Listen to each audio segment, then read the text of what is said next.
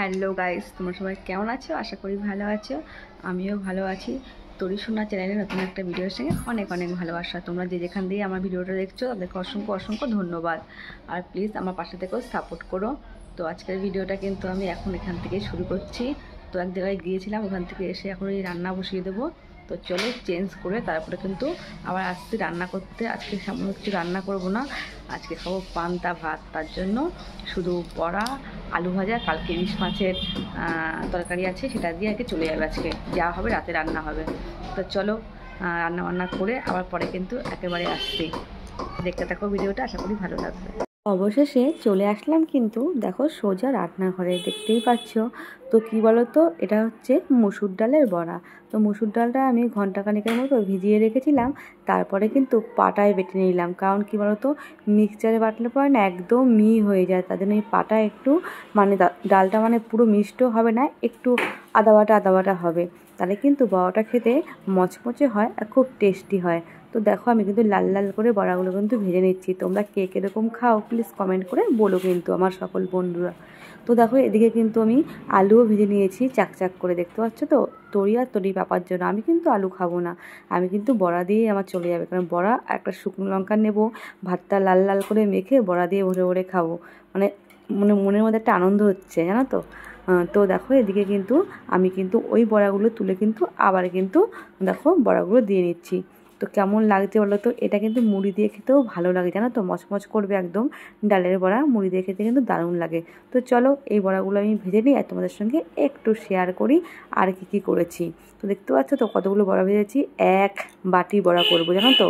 তো দেখবে সবই আমাদের শেষ হয়ে যাবে। আর এদিকে ছিল আমাদের আগের দিনের করা ইলিশ মাছ, দেখতেই পাচ্ছ।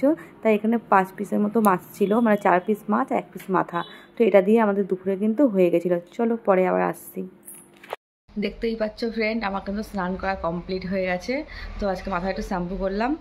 আর আজকে রান্নাবান্না সেমন করিনি, দেখতেই পেলে যে আলু ভাজলাম আর হচ্ছে বড়া ভাজলাম।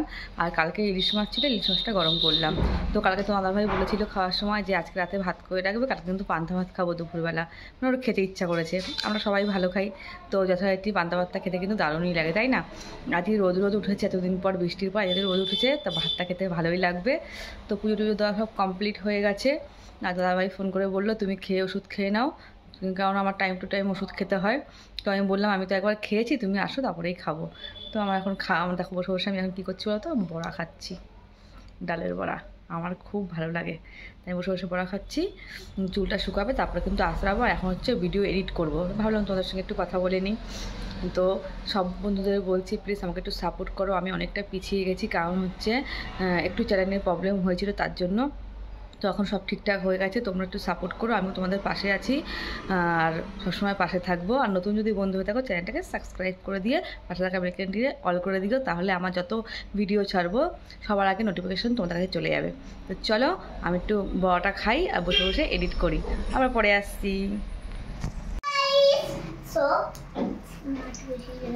বল বল। সো হ্যালো গাইস, আজকে না আমার স্কুলে একটা কম্পিটিশন আছে। 15 আগস্টের বলে দেয়। 15 আগস্টের কম্পিটিশন হচ্ছে গ্রুপ ডান্স। স্কুলে গিয়ে নেচে গিয়ে হাঁপিয়ে গেছে, দেখতে পাচ্ছ তো